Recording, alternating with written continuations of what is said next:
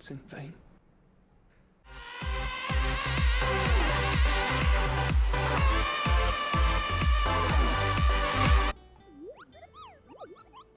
Hello. FF16 feels like a random-ass mediocre game, cosplaying a Final Fantasy game. Like it wanted to be the Deftones of Final Fantasy, but it became the Coldplay. And by saying that, I think the essay just peaked already, but that's okay because the game peaks right at the beginning as well. Truly, a Final Fantasy that will wipe your ass to. That sucks to say, it really does, because I've had the pleasure of covering some incredible games since I became an essay wanker, and the devs seem like nice people, but I gotta be real, man. When I dropped legit money on this thing, I wanted it to challenge my notion that modern gaming sucks. Not the notion that one must choose in life between boredom and suffering. But here we are, and this game does both boredom and suffering in equal measure. A bipolar interpretation of excellence wrapped in tedium. It has charming moments of real charm that intermittently breach the walls of an otherwise predictably sterile experience, and they do make it much less of a struggle to play. But they're all knee-deep in a river of crap ideas that make it difficult to justify the time investment to begin with, mainly because of the padded crap that you gotta navigate in order to reach the good stuff. FF16 is burned toast. It won't kill you, but it won't make you feel alive. You consume it, you wonder why you even bothered, you move on, your tummy feels weird.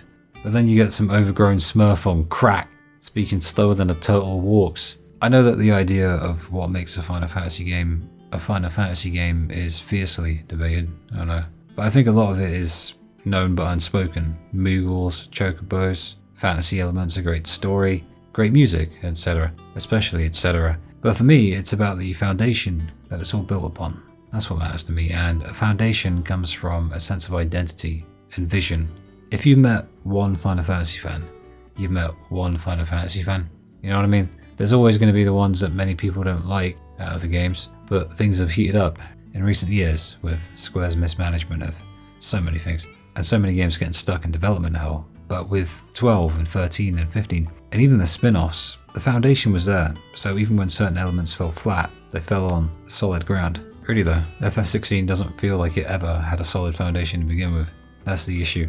Or a solid enough identity to build anything that wouldn't crumble immediately. They talked of appealing to a younger audience. Fuck off!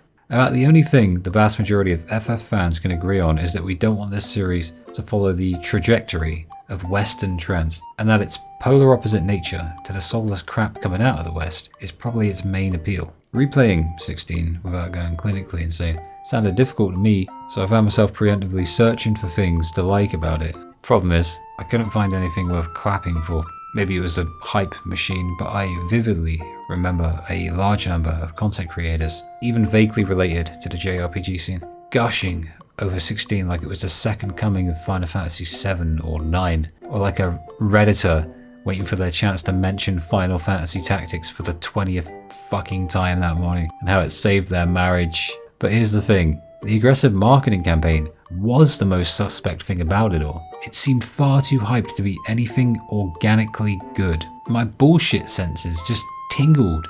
I just couldn't figure out why. But I was right, unfortunately, because despite being quite nice at times, Final Fantasy XVI really bored me to death for the most part. Usually, with FF games, it's a nice fair balance. Every Final Fantasy game is monumentally crap in certain areas, but also a beam of beautiful heavenly light in other ways. It's why I love 13, despite its issues. Why others love 7, and basically every other Final Fantasy game. And even if you've got to dig real deep and get dirty in order to ascertain where exactly the balance lies, you'll most often find loads of things to love in every Final Fantasy, even among the most divisive ones. But with 16, it just feels impotent. It feels shallow. It's an imitation. It's a cosplay of a Final Fantasy game. And this dumbing down of combat. I mean, I remember people moaning about Final Fantasy 15 and that dumbing it down. But this is a whole new level, man. This genuinely feels like a piss take. Like they didn't respect the player's intelligence at all. But even I'm unable to sugarcoat it now. It might be because I'm really tired, and I'm always tired, but I'm kind of bored of trying to sugarcoat things that don't bloody well deserve it. I'm not grumpy, it's just common sense. It was visible from the start, but all we could see in that demo was the start. The combat was samey and repetitive, but it was just a demo. The colour was conspicuously absent, and the setting seemed like Witcher 3 in pre-production but without the soul, but it was just a demo. And that battle with Ho-Oh from Pokemon Gold drew people in, but it was just the demo. Gritty tone? Well, we'll see. And then, about 10 hours in, reality strikes. Turns out, even the apparently incredible boss battles aren't as great as they seem at first. Initially it's like, wow, a 30 to 60 minute boss battle with all the spectacle in the world. I guess this is where the budget went. But after the second or third boss, it's like, can we get on with this? Kind of bored, to be honest. Music's good, but it's been playing for about 5 minutes now. I found myself thinking, does it even matter what I do right now? This is like part 1 of a probably 3-stage boss fight that goes on way too long. And it's just as damaged spongy as the normal battles, except worse, and with rainbows and space. There is good in here, but it's buried so deep that even finding it is exhausting. Because you're digging upwards, and your destination is the summit of a fucking mediocre mountain. You shouldn't have to try to like a game. It's like being promised a 3-course meal, but instead you get served 3 plates of fucking vegetables and the world's smallest burger. And the burger takes 10 times longer to chew than usual because they overcooked it. Oh, and the characters too. Given all the potential in the world, then killed off and replaced by side quests. That's the characters in FF16 for the most part. Boring side quests too. I haven't played many MMOs, just one actually, and I remember 3 things. I got bored, I got lost in a big field, and I hated the quest structure. Played it like a single player game, that's probably why. One day I'll play FF14. I'll get all social and shit. The world is kind of open and kind of linear, but it becomes irrelevant when you realise there's nothing much to do in it besides use the same few moves against the most spongy enemies I've ever seen in the game. And not only is the combat pretty one-dimensional, but we've gone from regularly having a dynamic cast of characters to one dude who's the centre of the universe. Even the Noctis game wasn't just the Noctis game. It had Iggy with his toaster haircut, it had Gladdy with his jacket, it had Prompto with his stupid facial hair. Now saying this makes me feel bad because the voice acting is some of the best I've ever heard in an English dub. Final Fantasy English dubs are really good typically, and it holds to that standard. Everyone did great, but the game's insistence on taking a series known for giving us great character dynamics and depth just completely dropped it and said, here, take this one person who occasionally brings a sidekick with him. It's the Clive show. I'm still not over them killing Cid, or Benedicta, or dropping Jill halfway through and forgetting she exists and has agency, despite building her up as they did, or doing literally nothing interesting with mid. This game is all over the place, and very few of those places are good. And this is going to be a tough one, because even with the New Game Plus, at the end of the game it becomes so mind-numbingly repetitive that the MMORPG inside of it manifests into a wanky demon of dog shite. But we'll get there when we get there. The setting's mainly miserable and colourless, but sometimes decides to stop being British. Uncle Byron, Sid, and Mid are about the only people I liked a lot, because I really did like them a lot. The most cute chick in the game barely gets any screen time, and this freaking guy just pops up out of nowhere. You know, crackhead Smurf. Like I should care about his slow talking ass, like I'm supposed to take him seriously. It's hard. It's hard to care past a certain point. Caring's a profoundly difficult endeavour when I'm killing literally thousands of Akashic whatevers in some boring, liberty-taken dungeon that I can't even get through quickly because I have to kill literally everything to proceed forward. Lest I turn around and see a NASCAR pileup of bloody boring enemies that I can rocket punch. It's fun at first, and then it ain't. The changes never feel justified, is what I'm saying. And against my better judgment, I figured it was no better a time to do 16 again. My initial playthrough was in summer of 23, like most other people. So this was the chance to dive into it again, really dig deep and analyze it as balanced as possible. Seeing the good in it just makes me more annoyed. Makes me mold at what the game could have been. But let's judge it for what it is too. You recognize the reference? That's right. That's President Shinra. Here on the Magic Bella and Luke channel, we are main menu appreciators. Why is it so tiny? It's so small. It's like the words are scared to announce themselves because they know they're embarrassed by the game they're in. Just kidding. Not completely. It's neat and crystally. Very nice. For transparency, I'll note that we're on New Game Plus at level 43 in order to make this less of a nightmarish endeavour than it otherwise would be. But I also speak from the perspective of someone who went through the initial maelstrom of mediocrity in my initial playthrough, and as such can provide not so delicate insight as to how ungodly fucking repetitive it was to get to that level in the first place. In short, I paid my dues, and now I'm a broke-ass bitch. So it's Ho-Oh versus Charizard, and we're Ho-Oh, so though I didn't notice this at first, we actually control Joshua first in this game, before anyone else. And it's fun until you realise you're just holding down triangle and occasionally evading while the game basically plays itself. But for a cold open, it's pretty cool. But it's a streamer moment without real substance. And you might be asking, Luke, you grumpy fuck, what's a streamer moment? Why are you bringing out the neologisms? Well, it was in the demo. and I would have called it a TV commercial moment, but that would make me dated. And the streamers and chat were probably going crazy for this. They were like, whoa, ooh, ergo, streamer moment. And then suddenly we're in older Clive. And we gotta go with these boring dudes to get Shiva's dominant with no explanation of what that means. There's a scene now that I hate passionately, but I'm also thankful for it because it gives me an early chance to make my case. Mentioned here is Dalmekia, Walud, the king of which, and they're arguing about political stuff. There's also Benedicta, not yet named, who talks about Dalmex and the battle of the Twin Realms, further adding to the I have no idea what's happening nature of this scene. Iron Bloods and Dominance and many other words that might mean something and might not. And then Well-Built Man talks about a citadel and a capital, and I'm like, a capital of what? Who's attacking? What are they attacking? What's happening though? Where am I? What's my name? Hey guys, look how mature the writers are. The characters are getting horny. Never catch that in the lightning game. You're looking at her. Meanwhile, all we done is like walk slowly after being ho-oh for about a minute or so. Then we control Clive for a grand total of about 10 seconds before another cutscene. It's so Stillwind. This opening's a fucking mess. Anyway, Titan, who's the well-built man, by the way, is fighting Shiva because, well, I haven't really figured that out. Two armies are fighting, I guess, and that's good enough for me. There's a genuine majesty to this scene, though, with the music and the spectacle of it all. So I guess it kind of wins me back, but still, remember when people said that the lore and the world building of 13 was hard to understand, and I'm starting to think I'll never let this go, but that one at least became more bearable and understandable real quick. Remember Vanille saying things about it, using all the words and simplifying it, even without the data log, but 16 takes up the challenge of trying to outdo that, and it succeeds in all of the wrong ways. Look at all these people. Look at them. Who are they? I don't know who the hell anyone is. Why are they here? What are they doing? Where is here to begin with? Alongside where they're from, and more importantly, the relevance of those places to begin with, relative to the rest of the world, of course.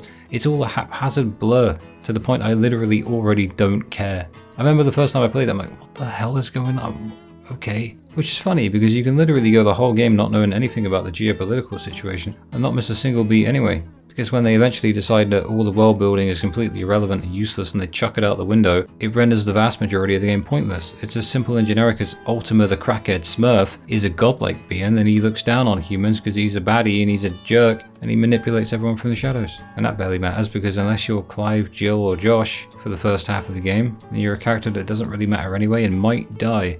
I feel like this game doesn't know what the hell it's doing or what it wants to be. It feels like an absolute mess. And this scene right here is the most early example of this. It seems like just a little thing, but it adds up and it shows itself again and again and again.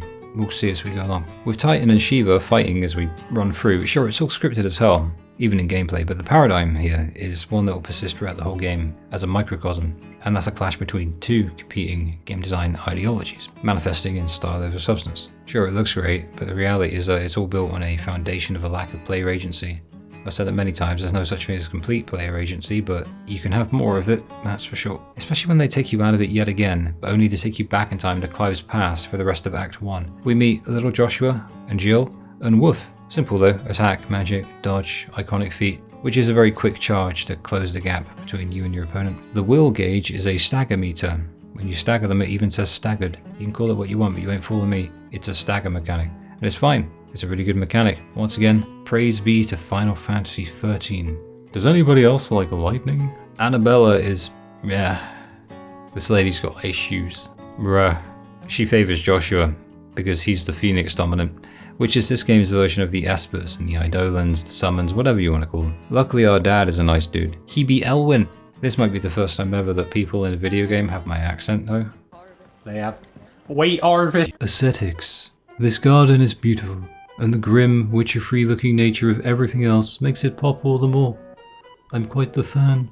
I am though. Get used to this too. The press R2 to open the door slowly while the rest of the area secretly loads is a staple of modern Final Fantasy, and it will be in this game, just as it is in Rebirth. Clive and Elwyn's relationship is a high point. I really like it. It makes the slog of an opening much more bearable. But considering he's killed off very soon, it is the first of a plethora of wasted opportunities in this game regarding characters and dynamics. I will say, there are some great moments with the characters, for sure, and we'll explore them all. But you'll see what I mean as we progress, I hope, about what could have been, and the endless monotony that surrounds such good things that even are. Annabella calls Clive rejected and a failure, a man like any other. Mother of the Year. The entire prologue, Act 1, is basically this. So we're going to expedite the rest. I'm not going to tell you about all the minutiae. I'm trying to keep this one not 4 hours. Because there's mainly cutscenes with tiny bits of gameplay in between, and I always advocate for a balance. Sure, they establish Clyde's relationships with the people he knows, like Joshy Boy, Jill, Woof, his mum and dad, and we learn about the kingdom of Rosaria and a world that's at war. But the scenes really drag, because they keep teasing me with gameplay, and they're like, no, and they take it away. Okay, here's the thing. It's been like 20 to 30 minutes of gameplay. I've been on this game for about 30 minutes now. These people and their struggles mean nothing to me right now. Nothing. They haven't built anything, and yet they have this arrogance to them that these scenes deserve the gravity of this emotional music, or that Jill's tears because of war should carry any weight. They got the style right, but the substance is almost entirely non-existent. I'm not saying I'm an expert story writer or anything. I'm just saying if you want me to care, maybe wait until I know what the fuck's going on and why I should care before you hit me with like an hour of cutscenes, like you're trying to manipulate me into caring about something I shouldn't really care about. Anyway, these guys are our mates now. Sir Wade, Sir Tyler, and Stillwind Marsh, aka a swamp. Where in the one-dimensional nature of combat, we'll slap our asses real hard. This world map and music though, Kino stuff.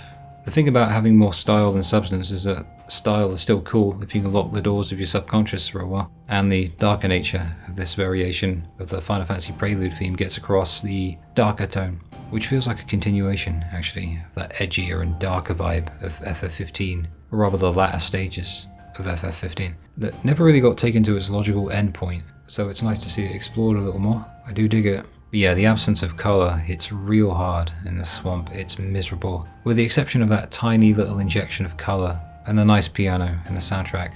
I guess the song just feels wasted, like it'd fit better in one of the more open areas of FF12 or 15.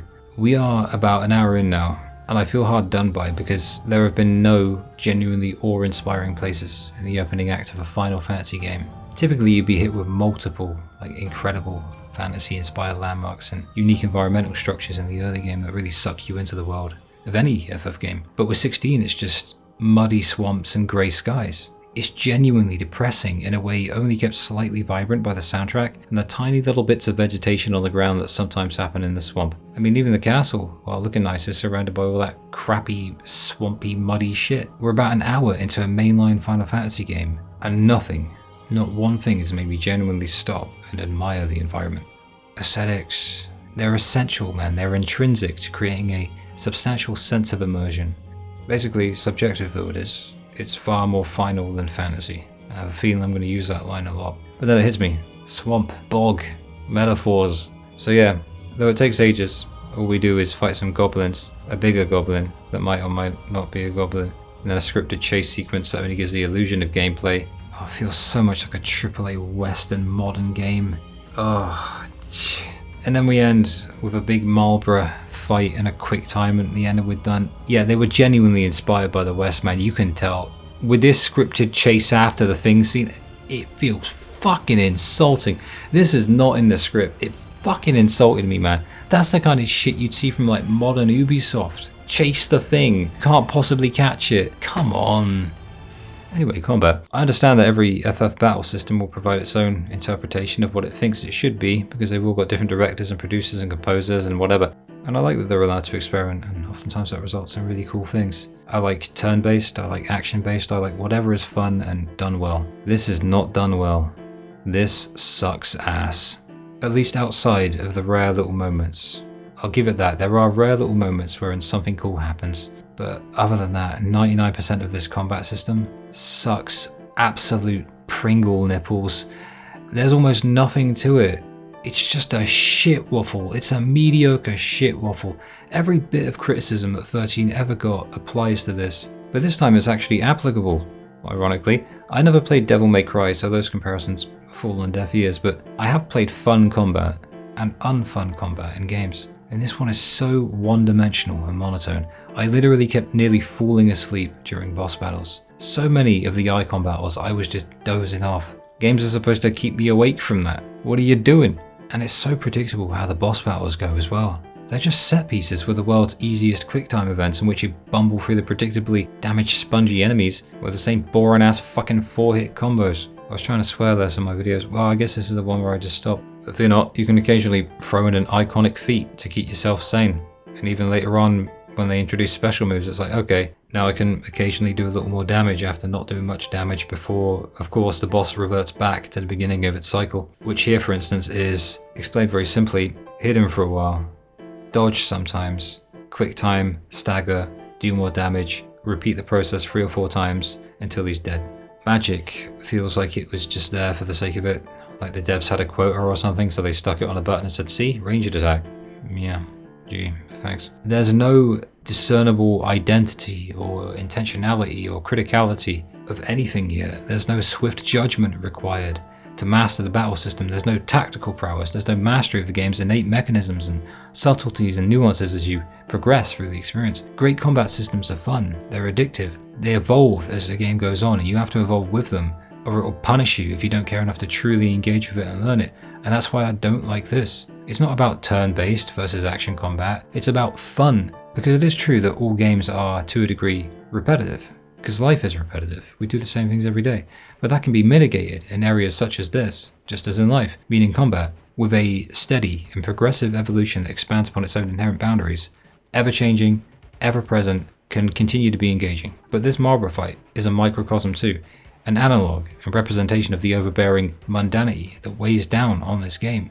No different job classes, no expansion of the magic system, but instead the most dumbed down and dull implementation of magic that I've ever seen, haphazardly and lazily thrown into a game. To the extent that the Joshua section, in a little bit, even gives a little taste of how cool that would have been and could have been with the graphical effects of this game and the impactful nature of it. No thinking required though. Just mash the melee button in boss battles, sometimes press the dodge button, and repeat the same cycle for 40 hours of game time. The iconic powers do serve to look really cool, but other than that they lose their luster quite quickly for me, because they merely quicken the process in winding down the enemy's exorbitantly high health to 0, only a little bit quicker than it otherwise would. They're fun to use, sure, but within the context of the system they're incorporated within and bound to, they seem wasted. I've used this analogy before, but it feels like a master ball on a Pidgey. That said, the Earth Icon's wind-up move from Titan is a charge punch that's probably going to be the most fun move that you use in the game. It's the same thing with limit breaks. On the surface, all of these things together may look like a substantial battle system, but the same process rears its head in every battle, so a lot of it seems wasted to me. But that's just me.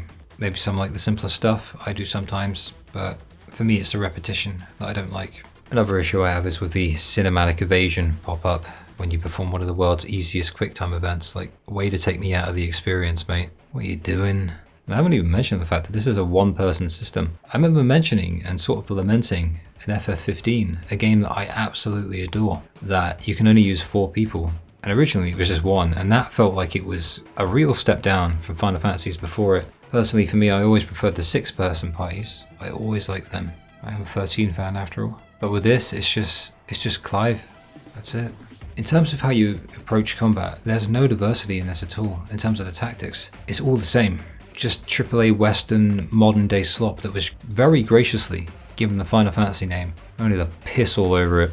It doesn't need to be insanely in depth, but even something halfway between this and something good would be good enough. Not even the icon battles can avoid these criticisms. It applies to all of it. Those just look crazier and cooler and are a little more fun. That has got to be the best food graphics I've ever seen in a game.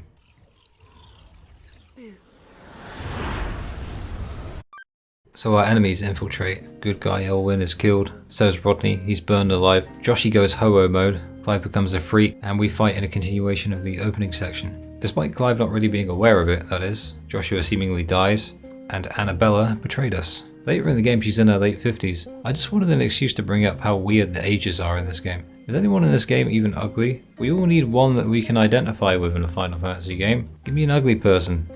That reminds me of the fucking joke from FF15 that I threw in off script. That JRPGs are psyops for eugenics. Maybe so. Clive, meanwhile, is taken alive and made a slave. To the Imperials, apparently. And I'm saying that with quotation marks because the Dragoon earlier on that we beat mentions San Breck. So the game hasn't really explained who our enemies truly are. So the signs were always there. At the end of Act 1, we look at this and we see that the insidiously repetitious combat system is quite annoying already. The stilted nature of the game's progression doesn't help. The terrible balance between gameplay and cutscenes, the style over substance. But I guess many were swept up in the grand pageantry of it all. There was this hype with the game. It was getting these crazy good reviews. And like I said, man, my bullshit detectors went off, and now I see why. I see why they were excited too, especially with how the chapter ended. I bet they're like, oh man, I gotta play the rest of this game. It's gonna be fucking dope, innit? And I reckon there was an element of like, well, it's just a demo. I'm sure it all opens up in all of the right areas as the game goes on. Well, it didn't. As for what this opening got right though, since I'm trying to be balanced, they made me care about Clive and Joshi Boy, and they made me hate Annabella, and some of the music was Kino, and that's about it. Better than nothing. So, 13 years later, again. Turns out Shiva is Jill, and Clive only remembers that after defeating and kicking her. It's been 13 years, but her face is borderline identical, so it's really weird to me that he didn't notice sooner. Our boring mates want us to kill her, so naturally, we kill them instead. Sid's entrance is epic. He lightning bolts everybody and saves us both. It's not stated yet, but he's Ramu, the icon of lightning. Or is it thunder? Same thing. I remember now that Clive says fuck a lot, but probably not as much as me. I think it might be a first for an FF game. Thing is, he goes on to say it so much that it's like they really wanted him to be edgy, and it just comes across as a bit nah. Wolf is back and older now and bigger, and Sid's the leader of a group of escaped slaves of the Empire. The Imperial Empire is that of Sam Breck, and they seem to be the bad guys, and they're the Empire to whom Clive belonged for the past 13 years of his life. The Hideaway is a gem. I love the song for it too. It's one of the standout tracks in the game. The lighting in this place is beautiful too, even if the colour is mainly siphoned from the place, as is customary in this game. We have Tyre, Blackthorn, Harpocrates, the wise wizard dude, and we'll be doing many side quests for them, and becoming acquainted with their backstories. Is what I would have said if I was going to do them again, but I value what remains of my sanity, so we'll just mention here that it's how you learn more about them and get resources. But on New Game Plus, side quests are not necessary. Lucky me. Blessed be the New Game Plus feature. On the surface, it's good and it gives you a reason to do side quests more, but there's far too many of them, and they're really samey in how they operate. So with side quests active now, I'll be honest, 99% of side quests in any game are crap to me, so I'm not entirely unbiased. And this game not being the exception to that was no surprise to me, but what did surprise me was how utterly monotonous and trivial they felt. Even in a world of games with trivial side quests, I played enough of them, but even then this one stands out as particularly dull. Dull. It's dull, man. They serve a purpose, and we meet the people here and get to know them. It just feels like a typical AAA Western game. Go here, talk to person, do menial task for them, return to them, collect reward. I'm just tired of it, man, I guess. I'd rather a total absence of side quests than boring ones at this point. That would be good for me. It's emblematic, though, of how this game sees side quests. No need to make them fun, just make them boring and generic. No passion, no creativity. It sucks. Sid's deal is simple. Clivey Boy wants revenge, thinks that the second dominant of fire killed Joshua, doesn't realise that Joshi Boy's alive and the second dominant is in fact himself, and I'm not sure if this is supposed to be some big thing for the player, but it seems fairly obvious looking back. The Greatwood is a highlight for me, but kinda sad now, looking back. I figured it was a sign that this game was about to hit me with endless amounts of places as majestic as this, but unfortunately, it's a rarity. Even then, all the credit in the world for this place. Better this than nothing, right? Gotta try and be positive. We can pet the wolf. We get a dynamic soundtrack that shifts seamlessly between the quiet and combat variations of the song. And the use of colour is really intelligent here, with a dulcet colour palette. That doesn't overdo it because it doesn't necessarily need to. It's a dying world, due to the blight which is occurring due to magic usage, so there's narrative elements behind the things that I'm not so fond of, and I can at least respect the commitment to the vision and acknowledge that it was likely an artistic decision, complete with intentionality. But I guess I'm just used to seeing FF games spoil me with this kind of thing, aesthetically, in terms of the world building. The Greatwood has that Final Fantasy feeling. A lot of work seems to have gone into making it so vertically imposing as well, and I can always value a location in a game that encourages you to look up, especially when you don't need to. So the Greatwood's great. Sid helps dominants and bearers because they're all outcasts, essentially. Giving them a nice place to die, as he calls it. Benedict is funny. She's the captain of the Waloed Intel whatever thingy. You're up to no good in Sandbreck, where we are right now. It doesn't matter though, not really. Oh, this spell. Everything that's wrong with combat. Right here. Even at level 43 with the best weapons and abilities, his health reduces super slowly. And then I realized it's because there's about 3 quick time events you have to do. No way around it. No way around it. And it involves a boring mash this square button sequence and then when you do reduce him to 0, he doesn't even die. If he's staggered, you can just wail on him, it'll do nothing. You have to wait for him to get up, and then the game can initiate yet another boring ass QTE wherein you mash once again, but 3 times in a row, with the 3rd finishing him off. One question, game. Why? Why? What's the fucking point? What's wrong with you? Innit? Fuck off. As I'm sat there, mindlessly mashing, I think to myself, yeah, it looks cool, but I'm not allowed to actually do anything. Not unless I'm explicitly told to. I get that simple battle systems can be fun, and I'm not some purist begging for the return of turn-based or ATB combat, but this is repetitive and predictable on a level I've never ever seen from an FF game. You have very little agency, and that fact is shoved in your face via this insanely formularized design.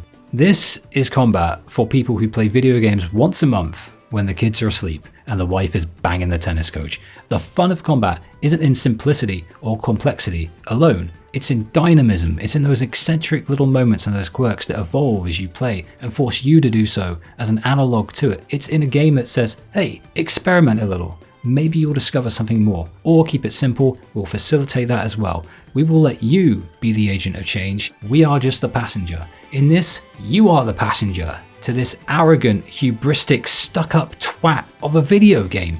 In Final Fantasy X, you could kill the undead by throwing a phoenix down at them. In FF12, you had a status effect for every day of the week and a little bit more. In FF7, it was unfair sometimes, sure, and I mentioned that, but there was a wealth of variety in how you could set up for each battle. In 13, you had 6 party members to choose from, and even before Grand Pulse, it was a fast-paced battle system that required tactical thinking and a unique approach to each encounter to keep things fresh. And even FF15 kept things interesting with its simplistic approach by having a wide array of things you could try while tying it to the game's innate systems and mechanics. I haven't played 8 or 9 or the ones before 7, or some of the spin-offs. Eventually we will, right? I'm sure they're unique and exciting as well, even if I find them annoying. But the idea is that FF16 doesn't have that Final Fantasy freedom.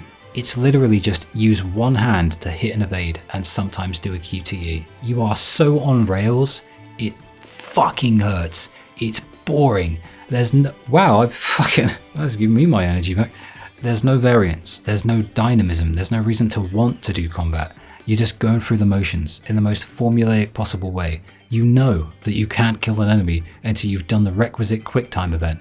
13.2 did QuickTimes right, using it to add flavour to the end of a battle and attaching fragments to doing it correctly. But this is so bad that even reducing an enemy's health to 0 during combat won't let you win a battle. It's like Trails of Cold Steel 2, and it's full of it. You can see the game's internal coding. You can literally see the code. You have to do it, as the game says, in the most rigid and prohibitively structured way that the devs intended, because they're arrogant. You can't do it any other way. Do it their way. There are absolutely moments in which the combat feels fun. Aesthetically, it's very pleasing, but it's only when you manage to forget how innately formulaic it is. You have to fight with your consciousness. You don't have to think outside of the box, but I do appreciate the option to do so if I wish to go about it in such a way. The game doesn't provide that. Player agency, it's an illusion. I've said it more times than I can count, but the best games in combat and many other areas are good enough to distract you from this axiomatic truth, I suppose. And it's within the innate ability to take your mind off of it that the quality in any combat system is born. That's what I think. When every battle feels the same, it's because it is. The only thing keeping me playing at this point the first time round was Cid's one-liners. One of the best in the entire series. He should have been the main character. He acts more like a main character in the first half of the game.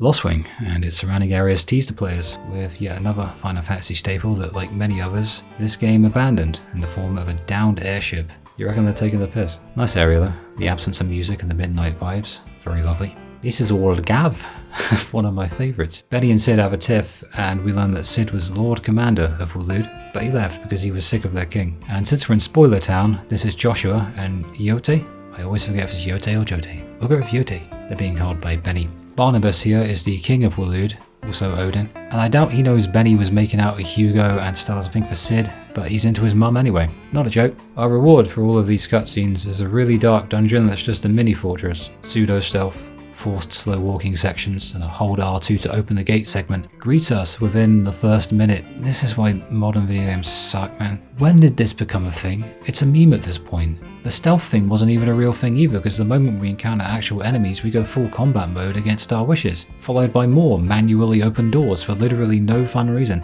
And it's not always because the game needs to load something, because I've seen them doing it in other ways too. Or maybe it is. Even if so, make your game better. Benny tries to get Sid to rejoin her team, but he says no, your king's a wanker.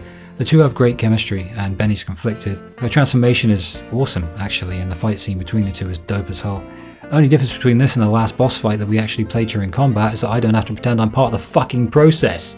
Like by occasionally pressing square or R1. Sid gets injured, and they tease him dying, but thankfully they hold off on that one. Oh, this fight is crap too. We gotta fight two of Benny's thrall thingies, so I think, hey, I'm getting really bogged down with the formulaic nature of this. I'm gonna spice things up myself and use a limit break. And within less than 10 seconds of the fight, right after activating it, my agency is yanked away from me again for another unnecessary and stupid QuickTime event that involves pressing the evade button.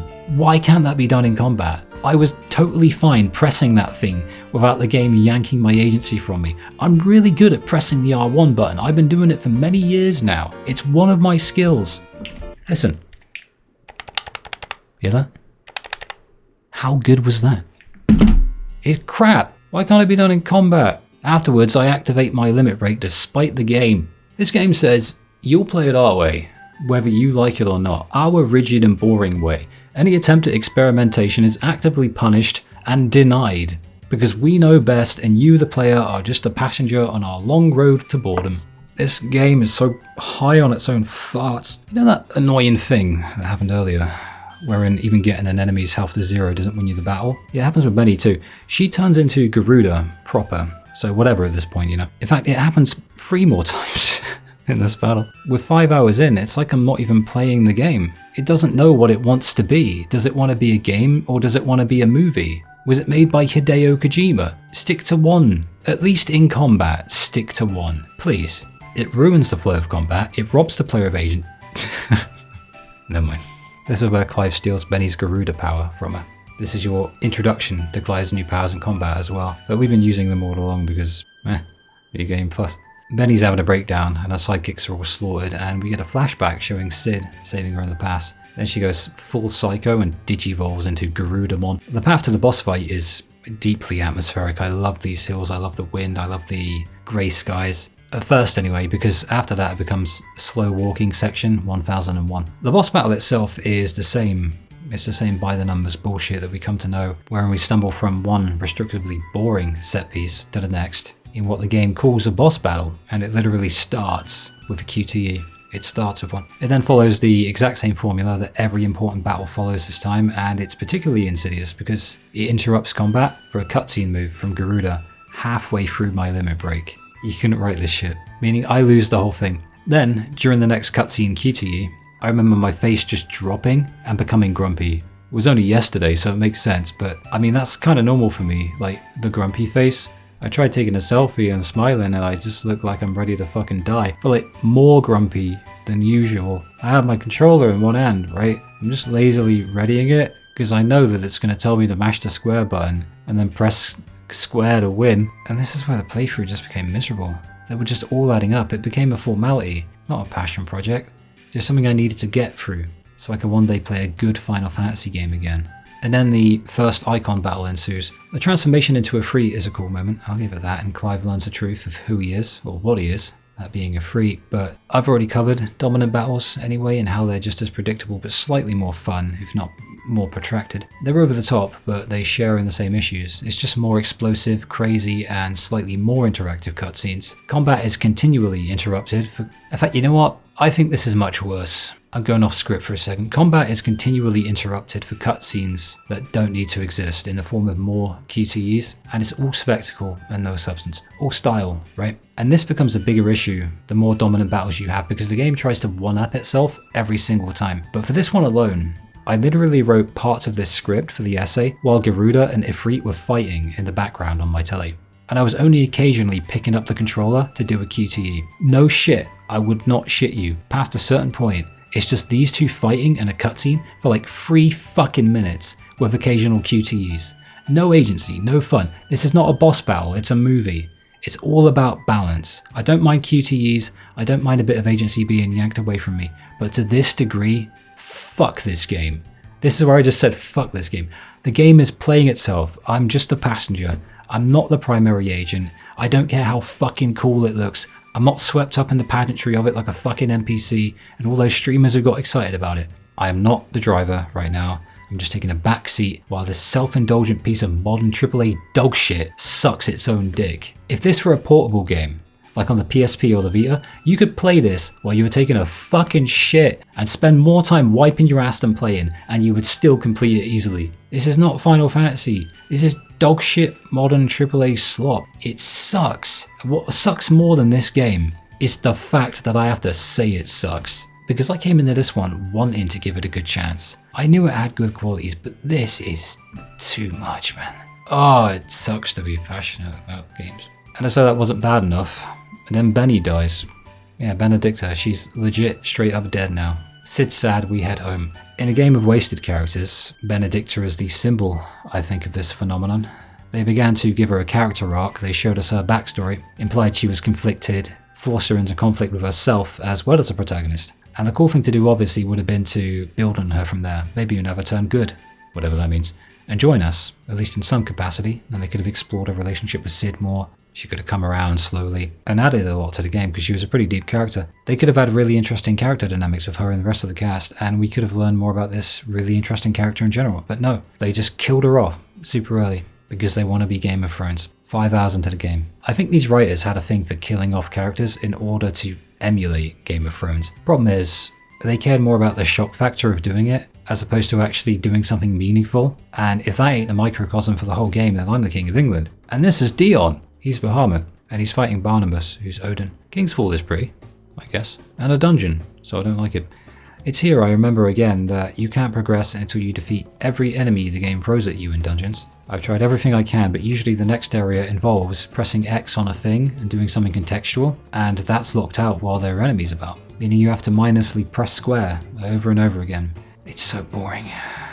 And then some big orc or troll or whatever turns up and I'm supposed to care that I gotta press square about 100 times instead of 10, and get rewarded with the most bland, generic victory fanfare screen that's ever existed in the series. Even dawns on me here that everything in this game is dumbed down for the modern, younger audience. You know, the Western audience. Just mediocre, miserable fucking slop for normies. I'm letting my power level out. Halfway through battles, the game tells you, new enemies approaching on screen, as if you couldn't ascertain as much by virtue of the fact that you have eyes attached to your face.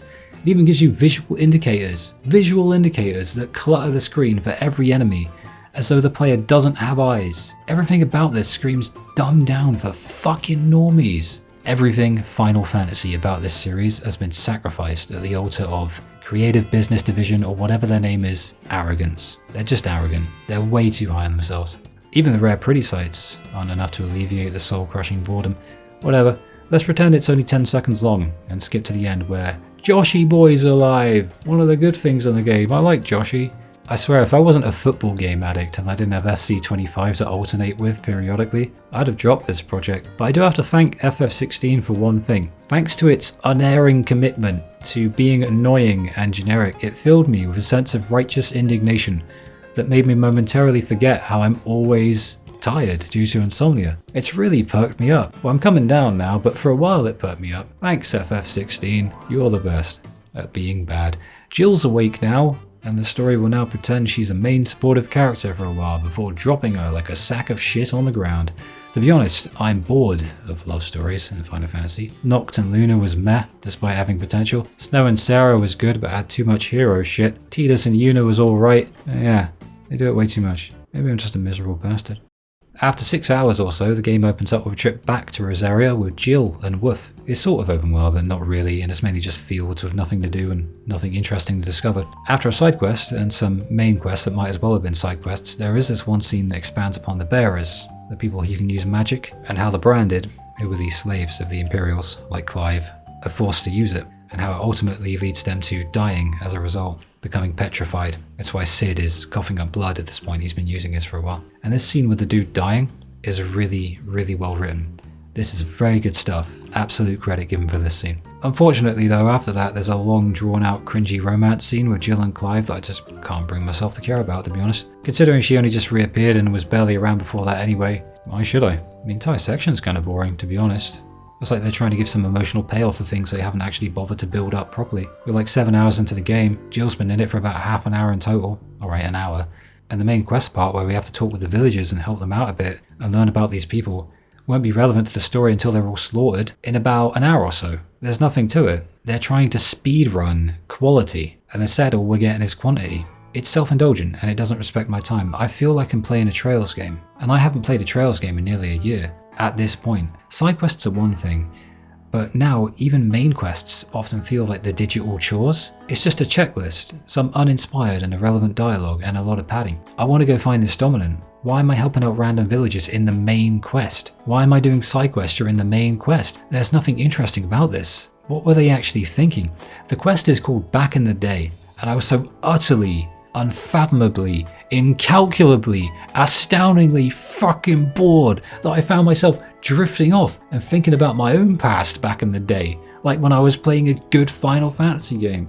This feels weird, to be honest, because, I'll be real, part of covering Final Fantasy via these essays alongside other games from other franchises that I love was to cover games that I loved and had a passion for. And it's somewhat self-indulgent too, but there's a certain amount of that you can allow, and then you have to cut it off. But this was the point where I began to realize that there was about 7 years between 15 and 16.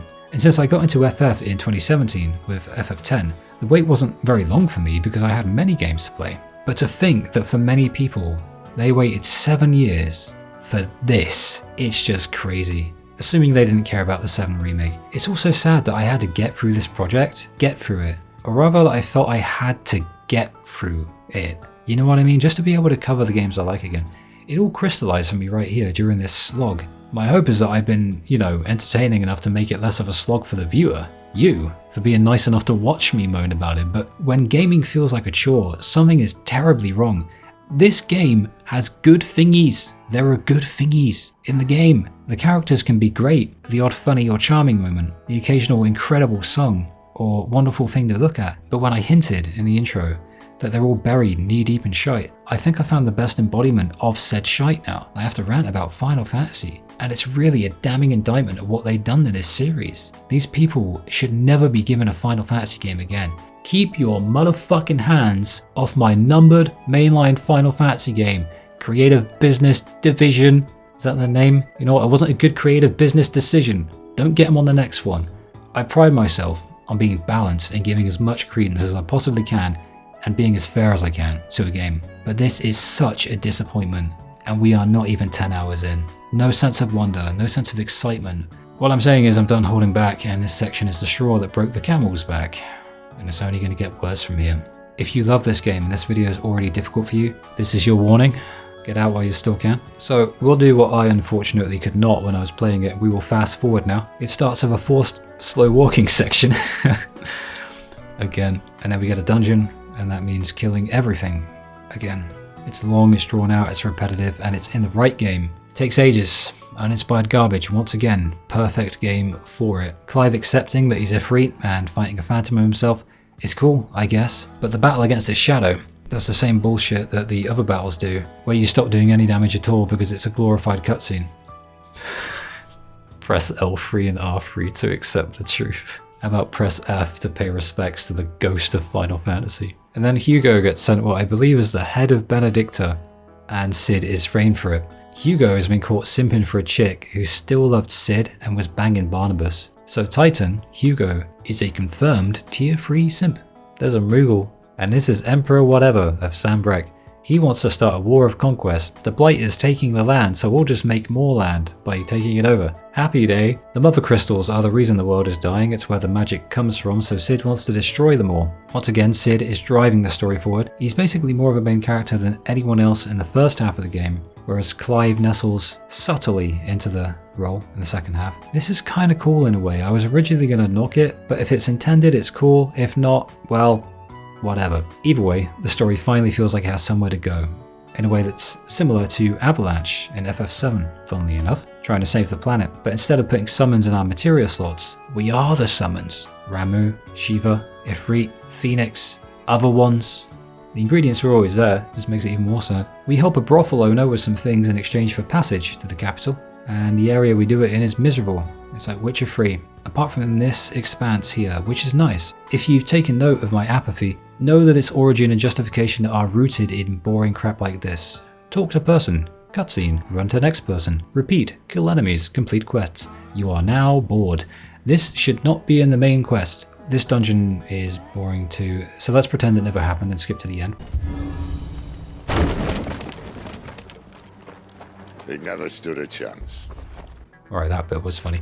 Cid is Final Fantasy 16. I drifted off into a half sleep about 3 times during this dungeon. Perhaps that's the new quantifiable metric by which I can measure the worth of a game, or its dungeons, the amount of times I nearly fall asleep. 3 for this one. That's really bad. Usually during a dungeon, I'll drift off to sleep nearly once or twice, but if it happens 3 times, I'm really bored. Cid destroys the crystal, and Typhon hops through the portal it made, so it's another icon battle. This one does have a really, really cool song playing though. It's this synthesizer track, so I can bear it more. It sounds otherworldly and it's quite heavy as well. It's really epic. Then, during the next phase, there's another great track as well. It means that the glorified cutscenes are now 25% more enjoyable. And at this point, I'll take what I can get. This bundle of fun is Ultima, the main antagonist, and then they kill Cid. It's a well-written scene, but I saw it coming a mile off. Cid isn't technically wasted, because if it were the case, then I wouldn't consider him the best character in the game. He's funny, he gets things done, helps us out a lot, but like almost every other character, the writers did weird things to him. They teased him dying once already, only to let him live, and I remember one of my first thoughts being, killing off Cid would be the most lazy, generic thing the writers could possibly do. You know, the older dude who helps us along the way, adds comedic value, is very much a protagonist, helping the actual protagonist nestle into his role as, you know it. But then he dies about 10 hours in, and it's like, yeah, of course they did. Of course they killed Cid. It would have been the brave thing to do to actually let him live. And this ain't just me upset that he died, although I am obviously upset. He was a great character. And I will say that the death scene was really, really well done. Emotionally, it was really resonant. I really enjoyed it, you know, in the most depressing way possible. It's the fact that it was lazy and predictable, like most of the game. He gives us his power first, and then Joshi turns up and helps. Clive and Jill are out cold, so they don't know, but Woof remembers him. Woof's a good boy. I really like Woof. Joshi boy seals the crackhead Smurf inside himself, after throwing some fireballs and striking some poses and shit while he says cryptic JRPG speak. Joshua's really cool. If only we could have played as like a mage. Joshua, oh, don't do this to yourself. Don't do this to yourself. After this, Titan, Hugo, and his crew destroy the Hideaway. And with that, Act 2 is done. We have our main antagonist at least, and things are finally happening. 5-year time skip this time. We're in a desert region, and Clive has taken up the Cid name. Feels weird. Since we're in a new area, I'd like to talk about the world as a whole. The world of Valisthea is intriguing in ways equal parts positive to negative. On the negative side, you have a world that seems derivative to an unholy extent, looking like Witcher 3 meets Game of Thrones, and largely lacking colour, or more importantly, interesting and artistically creative things. On the positive side though, there are some pieces of creative wonder, like the wanky waterfall in the desert, and the crystal looking palace from afar. And all in all, it's a world that does suck you in from time to time. And it's much the same with the music for me. Some standout tracks include the song from the Interdimensional Rift, but that's probably because it's so unlike the rest of the soundtrack. It didn't really resonate with me. That said, the Greatwood has a phenomenal song, and the hideout themes are wonderful to chill out to. They evolve as you play. The desert is nice, but that's just because I love the desert, so I'm biased. The most interesting use of colour is found here, ironically, considering how deserts are mostly golden and brown. But the intermittent placement of bodies of water provide a unique contrast artistically that the engine makes look really nice. The green areas get real samey real quick, and before you know it, you're back in some dank swamp house looking marshland or bog that seems depressing. The FF series, I know, even when I'm playing a game in the series I'm not the biggest fan of, always has an abundance of distinct landmarks. World building as well that gives these places a purpose beyond just looking nice. And that creative Final Fantasy flair that makes it distinct from anything else in gaming, it also has to be present. There is nothing like Final Fantasy when it comes to the unique and the phenomenological. Think of Cocoon and Pulse and Nova Chrysalia, Midgar, Spira, Ivalice, Eos. They're all captivating, they're all memorable in their own way, they're all similar in their own way, and they're all unique in their own way. Valisthea is largely unmemorable, except for how utterly uninspiring it is at points. I mean, At least outside of those few lovely looking places, because they do exist. Outside of them, it lacks that grand, majestic feeling. It lacks uniqueness. And while it's not all bad, it's largely bland and insultingly lazy and copy-paste. Subjective though that is, it does not feel like a Final Fantasy world, but rather a generic Unreal Engine 5 world from some AAA Western game in the modern day. And here's the kicker, it's not a Western game, and it's not Unreal Engine 5. It's their Luminous Re-engine. I don't know what the naming convention is for this stuff, it's kind of weird, isn't it? They made an engine that looks like Unreal Engine 5. And the worst thing about this is that FF7 Rebirth, which looks amazing, uses Unreal Engine 4, and that looks incredible and unique. But hey, they obviously wanted to emulate the West, so yeah, job done. That's what they were going for, even if they didn't realize it, so you know what? You get what you deserve. When you strip everything down to appeal to the lowest common denominator, you run the risk of peeling off everything else that's good about something. In this case, the Final Fantasy series. These people should not have been given a Final Fantasy game. They had no idea what the fuck they were doing, man. Yeah, I'm angry. Back with the story now. The Hideaway 2.0 is in the middle of the sea, and the new theme is great. The journey back through Rosaria is grim and dark, and I have nothing more to say of it, other than to invite you to look at this dreary, depressing place and see it for yourself. It drags too, for reasons that scream padding and filler. But we meet Sir Wade once more. We then meet Uncle Byron, who's a shining light in this game. He's part comic relief and part lovely guy. This scene where he and Clive reunite is my favourite kind of corny. This game is weird. When it's actually good, it's incredible, with the writing and the story. We now sail to Drake's Breath, wherein Jill was imprisoned for many years and forced to do awful things. This is her moment more than anyone else's, so even though we must endure another Final Fantasy XVI dungeon, it's worth it for Jill's moment of redemption against her captors. They could have made her spare them and do that cheap ass "revenge is meaningless" garbage, but revenge feels good. It really does, and this game understands that and lets her get a nice big helping of it by destroying the son of a bitch who defiled her.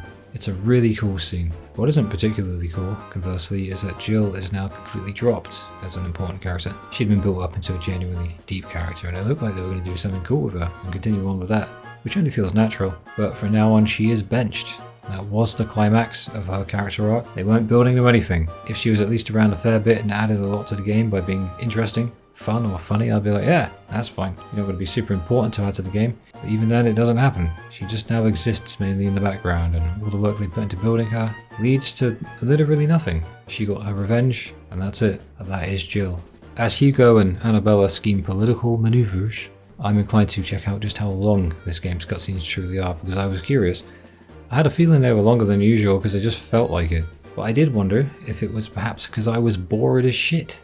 It felt as though the gameplay to cutscene ratio was not in my favour, and how right I was. FF10, for instance, had about 10 hours of cutscenes. 12 and 13 had less than 10. 15 had even less than that. And 16 clocks in at over 20 hours of cutscenes. It is insidious, man. And I got no problem with cutscenes. But if you're going to add this many, make them really good and get the balance right between cutscene and gameplay. And right after this, we get yet another Clive and Jill will talk for ages about nothing in particular moment. And then the writers do they slowly begin to kiss. Slowly, and oh, they get interrupted. That trope, it's actually getting embarrassing now. Anyway, Hugo Kupka, aka Titan, aka Tier 3 Simp, is burning Rosalith to the ground to find Clive, so we rock up. We get taken captive by the big man because he captures Jill. He plans an elaborate execution like a villain, but is thwarted thanks to Gav and Woof. Woof also is a mythical legendary wolf thingy, but he's still Woof to me. We fight Hugo, and after beating him, Clive, and I'm not sure if this is intentional, but I think it is, cuts off his hands, which is very funny. You put hands on Jill, you get your hands cut off. Fair trade, innit? Introducing Mid, named probably out of this game's quality. Daughter of Sid. She's a great character. I've only watched the DLC, and it was an ass sandwich, but I distinctly remember people back in the day thinking that they were just holding off on Mid, because she was actually probably really important and secretly a dominant, more specifically Leviathan. She isn't. She's one of the most fun characters, but that makes me even more annoyed that she does barely anything outside of that filler arc where she builds the thingy. Mid isn't actually Mid at all, but the writers treated her as though she was, so she's another wasted character. And then Uncle Byron turns up as well, which is awesome. With him and Mid around, things really do pick up here. Almost everyone except Sid up to this point was so bloody serious all the time, so these two are like my lifeline till the end of the game. We do get the desert area now, finally, and it's a welcome beam of light at least compared to the gritty and grim fields of green and grey. Gritty and grim, green and grey. After a dungeon that's like every other dungeon, we finally finish off Hugo the Handless in his icon battle form. The soundtrack's cool, the spectacle's there, but it's worn off at this point, honestly. From set piece to set piece, we fulfill the rigid requirements to finish the fight. I'm surprised also that I didn't fall asleep 10 more times during the next story section, because, and they do this a lot by the way in between big moments, it involved a bunch of fetch quests to help Mid build her ship. Nothing interesting, just go here and collect these things and come back to the hideaway. The wonder of Final Fantasy is dead. The amount of things too. Just narrow it down to one trip. Maybe put in a really fun minigame or have a slice of life side quest where the characters loosen up and have some fun. Nope, no. You don't get that. Go here, get this, go there, get that, come back again, go out again, come back. That's it. You can tell the design process just didn't account for creativity. They didn't treat this game like a creative project. They treated it like a fucking spreadsheet. Not like a piece of art, just a spreadsheet. There's no excuse for this. If you can't think of something good, just leave it empty. Move on to whatever is next. This uncreative crap has infected this entire game. This quest design is an ulcer. Modern gaming is full of this. Take the next arc, for instance, in which we take about half an hour, or a full hour on my first playthrough, just gaining access to the capital, just so we can actually do the interesting stuff. I'm not going into detail, it doesn't deserve it. The cutscenes are too long, the gameplay and main quest are dogshit filler, and I know for a fact that I was not the only one who was totally burned out long ago at this point of the game, but really started to feel it here. What are they doing? There were like 600,000 hours in the average human lifespan, and I spent like 40 on this thing. You know the name of the devs? Creative Business Unit 3? It comes to mind a lot as I'm playing the game, but here more than anything else, for reasons I'll illuminate later. We'll illuminate it in the outro, but this is a low point among many lows. Nothing about it is justified. That said, it's time for some actual story. Sure, we have to fight our way through some more copy-paste idiots using the same 5 moves of doom, but then, Annabella's even worse than we thought. Literally all she cares about are her favourites and preserving the noble bloodline. She's very conceited and narcissistic, and it's frighteningly realistic how well she's written. Dion's gone a bit mad for whatever reason, so it's time for the sky battle. For sure the most visually impressive battle in the game. I'll give it that for sure. I mean, it's like all the others in many ways, but controlling Phoenix and Ifrit and double teaming Bahamut is a really cool moment. Thing is, that was only phase 1, and Clive and Joshua fuse into one. Konosuba. We take to literally space and we finish off Bahamut. The boss battle, all added up, takes over 20 minutes, and honestly you get samey. The destruction of the crystal brings to light something I like to praise this game for. In many scenes in this game, the choreography of the scenes, the camera angles, the sound effects, the choice of words, they can be very brilliant. And then we get our brother reunion, Clive and Joshua. I guess that's another thing this game can do well, when they actually build to it. They really did build to it. Dion kills Olivier because he's actually just Ultima, so he disintegrates into blue dust, and that's the end of that nothing character. Conversely, something else they built up to was Sylvester's death, Dion's dad, the Emperor of Sand Breakfast, with Dion accidentally killing him in a flashback, all because he wanted Olivier dead. Dion actually has been built up to a good character during this arc, and I found myself genuinely invested in his story. It's all Ultima's doing, the big baddie. And I guess this is how Dion went temporarily mad and burned much of his capital down. But now a more satisfactory end, this time for Annabella, who offs herself after having her whole world come down, right in front of her sons too. A villain till the end, man. At first I thought it felt kind of anticlimactic in a sense, but upon playing it again I think I appreciate it in a way I didn't before, because it's actually very fitting her character perfectly. And seeing her lose everything before she bows out is really nice, so it's a great ending to an otherwise frustrating arc in the story. I hate the way Ultima talks. It's not just because he's creepy, because he's supposed to be creepy, rather how slow he talks. Slow villainy speeches get boring real quick. The skies in the landscape now possess a red tint. While it is overbearing after a while, I suppose that's the point. It adds an appropriately eerie atmosphere to signify that we're in the end game now, and that things have gotten serious. The Akashic thingies are roaming everywhere and the story's in its penultimate arc now. I like Jote. She saved Joshy boy, and she's been helping him ever since. And then he does this. Is that who I think it is? Yes. Allow me to introduce my brother, Joshua.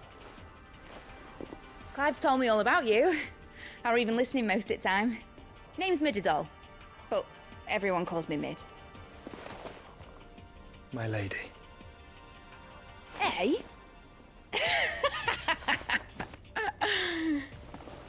Diabolical Joshua. Terrible. This is where this game shines. Stuff like this. Also, in the Sleipnir fight, it's a genuinely fun boss battle, and I don't remember an abundance of quick times either, so there's a definite connection there.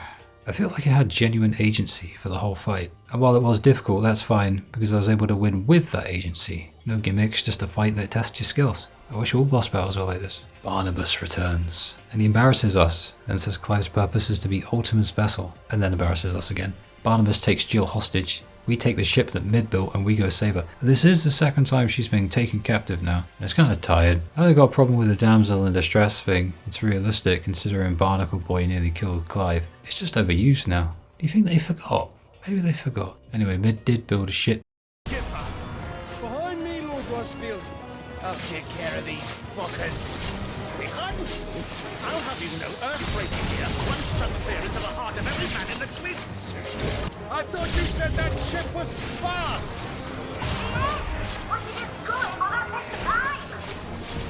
Or if you fancy giving us a push, you ain't the old classic guy. Oh?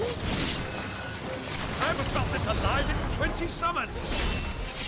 How long are we meant to keep this up? As long as it takes. Unless you have a better. Well, I've already killed at least 5 of the bastards. Fuck it. Let's do the lot. Damn it, it's happened again.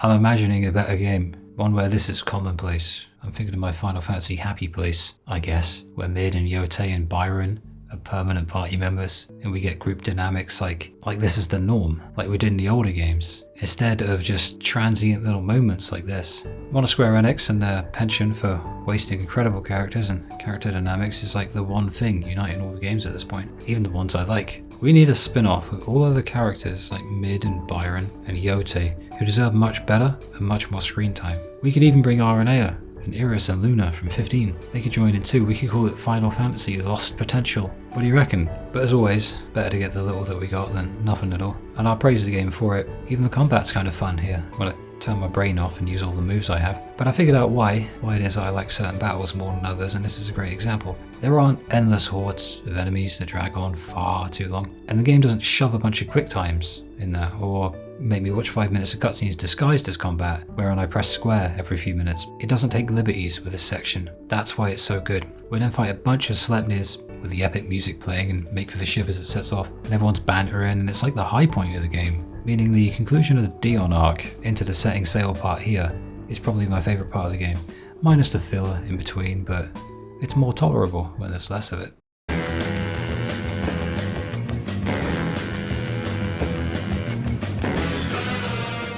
I love Barnacle Boy's theme song. It genuinely screams final boss, even though he ain't. Like, this is a dude not to be fucked with without finding out. It's perfect for Odin. This first Barnacle Boy battle is pretty short, but it's unwinnable anyway. Once again, they don't bother with the annoying stuff. Maybe they blew the rest of the bullshit budget on the Dion fight, but yeah, it's time for it now. It's time. So, the beach scene. Lots of people don't like this, but at this point Jill wasn't much of a character anymore anyway, so her giving her power to Clive meant nothing much to me. In this scene, if I'm honest, it seems like a group of people trying desperately to seem mature. So desperate in fact that they put sex scenes and nudity all over the game, so people will take them seriously. Ergo, make them have a naked beach scene to show how mature we are. I don't know what it is about it, it just seems kind of desperate. I mean, this scene is mainly just Jill telling Clive how awesome he is. And once again, it feels like Trails, with the main character having doubts while being wanked off by literally everybody about how wonderful and selfless he is because he's written to be perfect in so many ways, and has literally never done anything awful of his own volition. It's cheap, and so this scene is cheap too. The real question is that, for everyone who checked out emotionally at this scene, I have to ask, how are you not checked out already? Was this like the straw that broke the camel's back for you? Because by this point, I was a fucking soulless husk. The writers want so badly to write a mature love story, but it comes across like a young adult novel written by a first timer, just a YA novel. Even with the great voice acting, the dialogue here is among the cringiest shit I've ever heard. 10 out of 10 then, isn't it? Donuts! Oh, brother.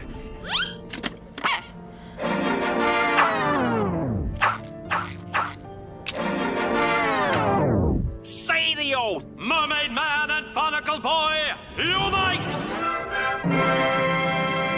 The island with Barnacle Boy is really, really cool, actually. It's very atmospheric, perfect for the antagonist waiting here for us in Barnacle Boy. That said, the dungeon along the way can suck a large one.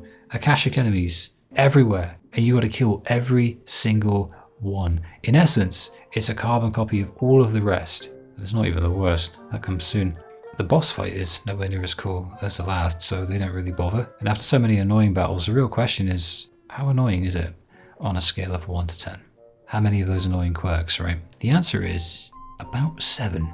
Alright, that's a bit arbitrary. It starts as a fair fight, but then a cutscene happens mid-fight, and I'm like, okay, business as usual then. Let's digivolve and do some quick times. It's the hardest boss battle in the game, outside of the Ultima fight. Don't know about you, was for me. So this final arc involves travelling to, fighting and defeating Crack Smurf. Dion comes to the rescue to save Byron, and at this point I'm thinking this dude's probably the coolest dude in the game. Dion's fucking cool, man. And in a game of terribly mismanaged characters, he's at least treated like a badass, but one with flaws who seeks to atone for him. And once again, I'm stuck thinking he probably would have made a better protagonist than Clive. Just like Sid would have. Or Joshua. Hundreds of them. Look at him. Look at him, for fuck's sake. What are you doing to me? Why are you doing this? I gave you my money, you fuckers. Don't let the openness fool you. It's a dungeon. It's a fucking dungeon. This section is the one that I remember the most and dreaded the most, because look at him. And I figured actually that I'd rant the worst about this one, but I didn't anticipate actually that by this point I'd be so thoroughly checked the fuck out that I'd just be looking at it as a formality. It takes about half an hour to do, just mindlessly spamming the same shit against literally hundreds of enemies. Thing is, what can I say about it now that I haven't already said?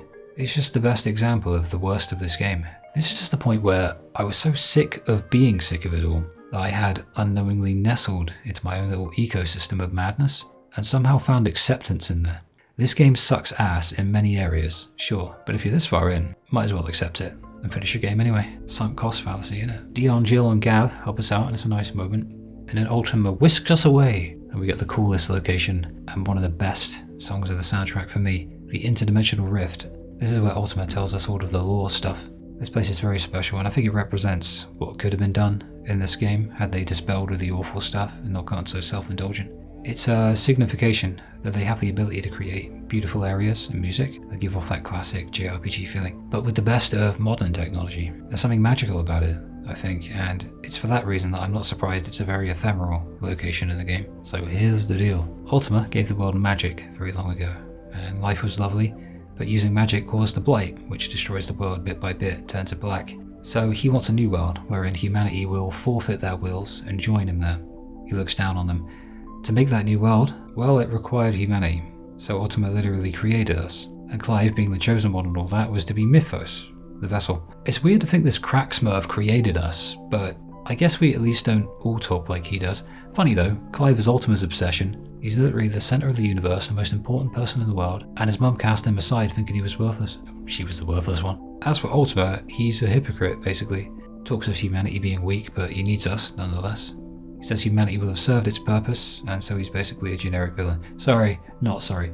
He's just a boring, slow-talking hypocrite that we gotta take down because he finds humans to be too bothersome. He's like Boon of Elza from the 13 trilogy or Bahamut from 15, but those games had other things going for him, so you could forgive that, right?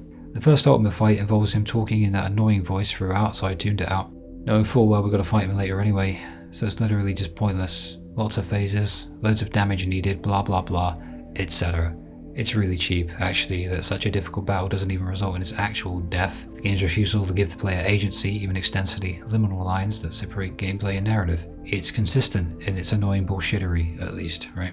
So the big ending. I do like the scene where we say our goodbyes, and it gets across that this cast of characters are very likeable for the most part. Dion whisks us up into the sky so we can fight Ultima, and we all band together, and the boss battle is kind of like the Dion fight, except now Dion is on our side. It is FF16, so we do some blah blah blah magic, and then Dion gets downed helping us and atones, assuming he actually dies. I don't know, it isn't stated. Let's just say he survives, because it sounds nicer. Same with Josh and Clive. I mean, it's all open-ended to a degree, but it looks pretty grim.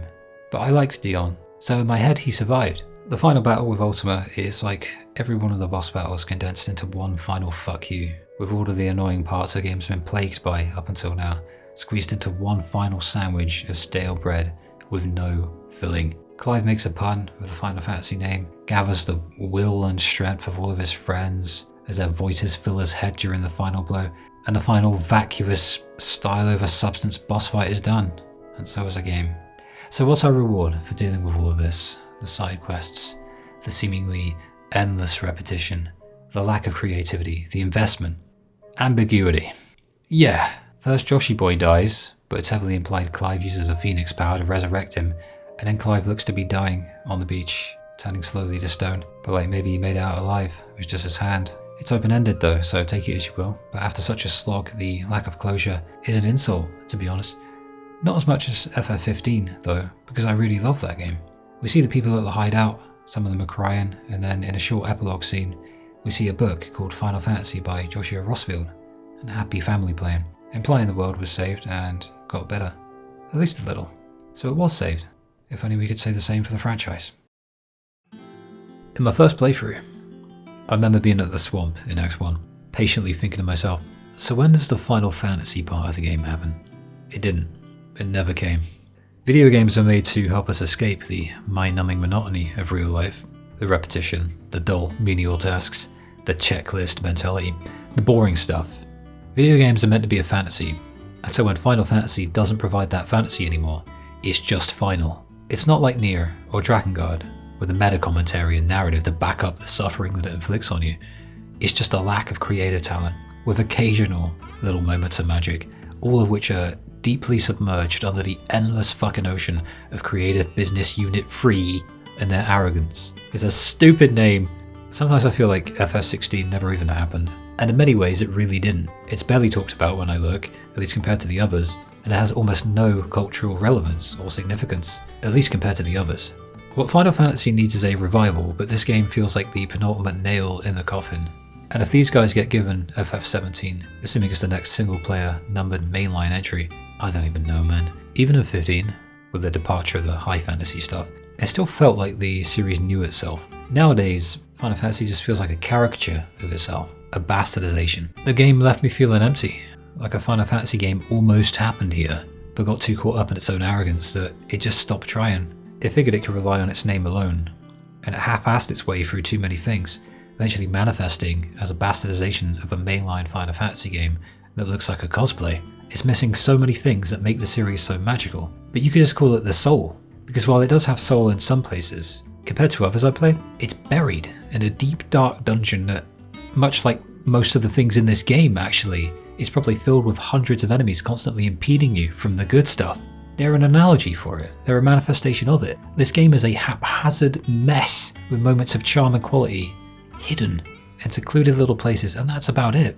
Yeah, the UI is snappy and responsive, the frame rate's good for the most part, it has all of the bells and whistles of modern gaming. It's not enough. I'm still unable to convey just how disappointed I am in this game. I wanted so badly to love this game, man. And I do see the good, but I just can't do it, dude. I can't say that I enjoyed it as a whole. I can't say that I truly like it. I can only bring myself to enjoy little parts in between the stuff that I found unfathomably boring and annoying. But I think my main issue with FF16 is that it sold me a lie. I was told I'd be playing a Final Fantasy game that had substance, but instead I got pockets of substance, and also pockets full of style with nothing to back it up. Arriving at the Greatwood for the first time, arriving at the hideout for the first time, they both gave off this aura that showed me what this game could have been.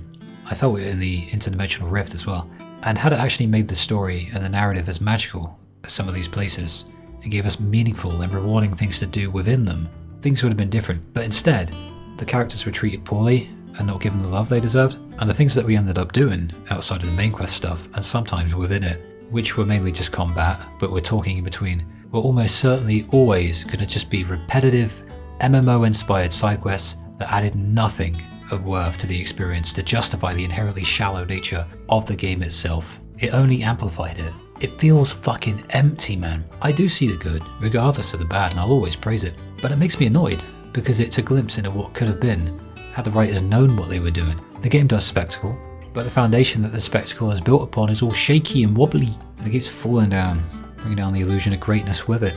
The writing works in moments of grand theatrical mayhem, but between those moments lies not a sense of substance, but a hole where it should and could have been. And that's how it all falls through.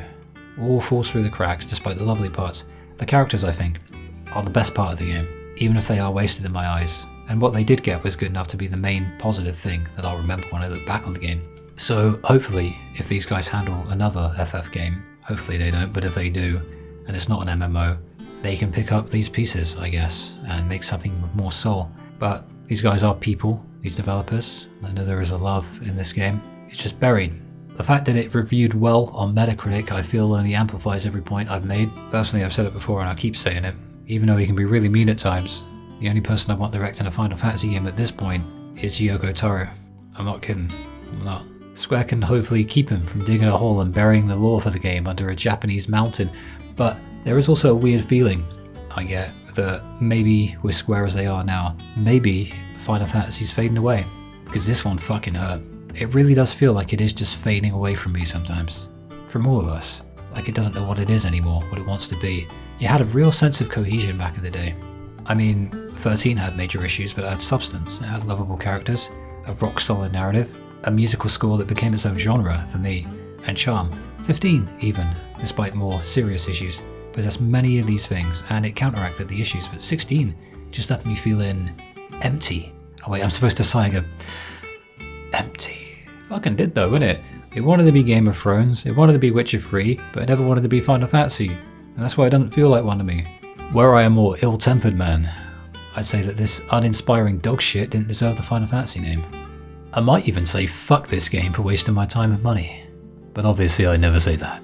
And I definitely wouldn't say that Creator Business Unit 3 always sounded like the most uninspired fucking name to me, and now I know exactly why. Gaming is just a business to these people these days, Square Enix included. The creative part is an afterthought. I'd say that I can't wait for it to be forgotten, Final Fantasy 16 I mean, but it kind of already has, and it deserves it.